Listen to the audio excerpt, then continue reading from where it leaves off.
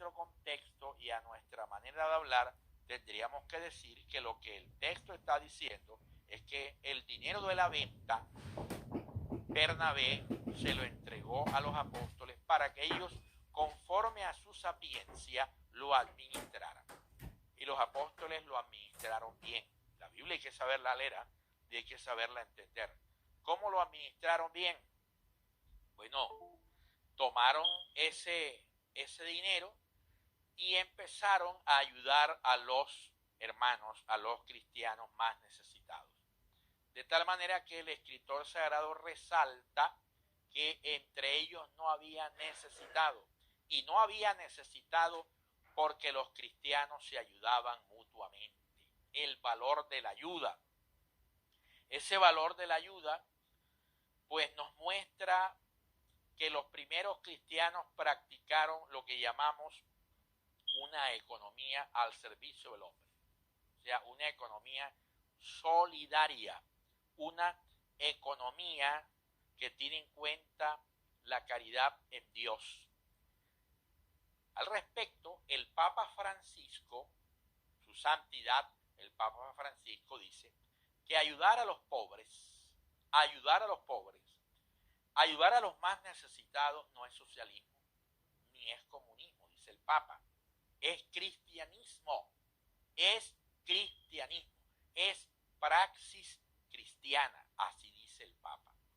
Entonces, ayudar a los más necesitados nos conecta con la esencia de la caridad cristiana, nos conecta con la naturaleza de la obra social del cristianismo.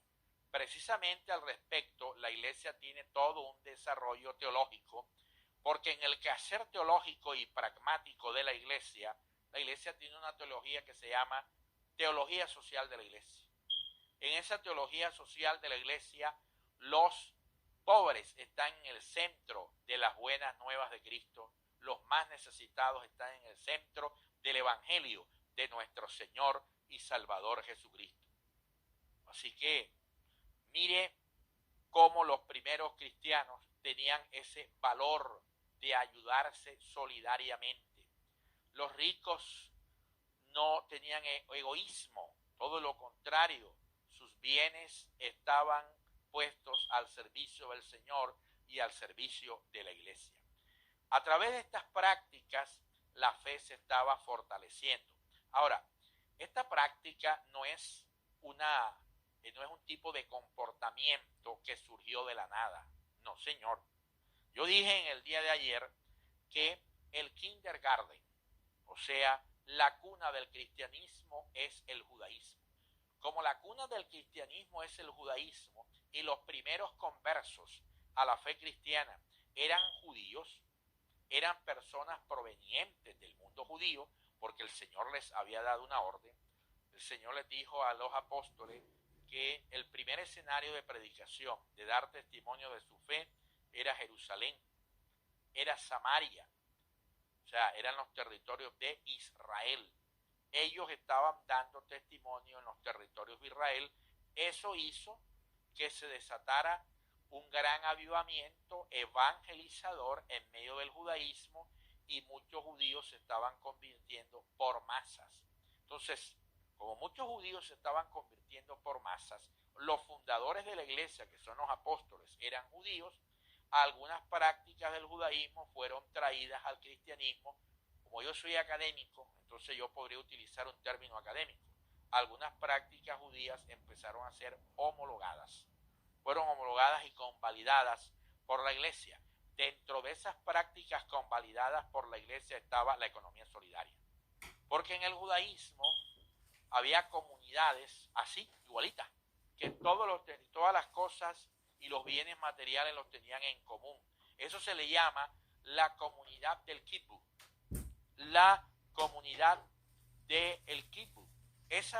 Algunos grupos ortodoxos en Israel actual todavía tienen ese tipo de prácticas. Entonces en la iglesia se manifestó ese tipo de práctica al inicio. Una economía al servicio del hombre, no el hombre al servicio de la economía. Porque si convertimos el hombre al servicio de la economía, el hombre al servicio de los bienes materiales y no los bienes materiales para el servicio del hombre, estaríamos cumpliendo tristemente en nuestras vidas esa descripción que Jesús hizo. Jesús dijo que no se podían servir a dos señores. Así lo dijo Jesús. Y dijo, el que quiera servirle a la riqueza y quiera servirle a Dios, pues está sirviéndole a Dios y al Dios Mamón. Porque en la antigüedad el Dios de la riqueza se le llamaba Mamón. Era un falso Dios. Era un falso Dios. Sigue diciendo el Evangelio que la raíz de todos los males es, ojo, no es el dinero, porque el dinero es importante. Es importante. Todo lo compramos con dinero. Pero el dinero tiene una posición. ¿Cuál posición? El dinero está para servirme. No estoy para servir al dinero. Entonces, los que han cambiado la lógica quieren servir al dinero y no el dinero como un medio de servicio y de bienestar para ellos, se han convertido en adoradores del Dios Mamón. Se han convertido en adoradores de los bienes materiales. Y entonces Jesús dijo que la raíz de todos los males, ¿saben cuál es? El amor al dinero. O sea, la adoración y la idolatría al dinero. Por el dinero se han originado guerras. Por el dinero se han originado las guerras familiares. ¿Cuántas personas no se han asesinado por una herencia? ¿Cuántas familias no se han destruido por pelear como perros y gatos por el dinero? Así es. ¿Cuántos hijos no han hecho cosas terribles en contra de sus padres por heredar la fortuna rápido de sus padres? ¿Cuántas parejas no se han divorciado por el amor al dinero? Y dicen ser cristianos, y decimos ser cristianos. ¡Qué terrible! Así que vamos a empezar a reevaluar el valor del dinero en nuestras vidas. Porque si el dinero es lo primero en nuestras vidas, entonces somos idólatras. Estamos convirtiendo el dinero en un ídolo. Todo lo que reemplace a Dios, todo lo que se coloque en el lugar de Dios en nuestra vida es un ídolo, y eso es idolatría. Así que, sí, pedimos a Dios que nos bendiga, pedimos a Dios que nos prospere. Es más, Dios ha prometido en su palabra que Él nos va a bendecir.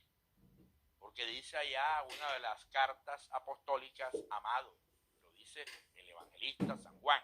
San Juan apóstol dice, mis amados, en una de sus epístolas, yo deseo que prosperes en todo como prospera tu alma. O sea, una prosperidad integral, una bendición integral. Pablo dice, yo sé vivir en cualquier tipo de condición. Sé vivir en escasez, pero también sé vivir en abundancia. Y en todo doy gracias a Dios. Pablo dice, no quiero ser gravoso de nadie. Ustedes se me deben a mí porque yo soy el apóstol de ustedes. O sea, soy el obispo de ustedes. Y ustedes se me deben a mí. Sin embargo, yo no quiero ser gravoso de nadie y por eso hago tiendas. Mire que el apóstol Pablo era un rabino, lo cual sería hoy un teólogo. El apóstol Pablo era un políglota.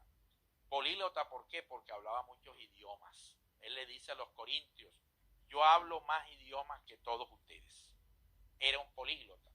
El apóstol Pablo era un académico, así que él no se quedaba sin empleo, porque él era un académico.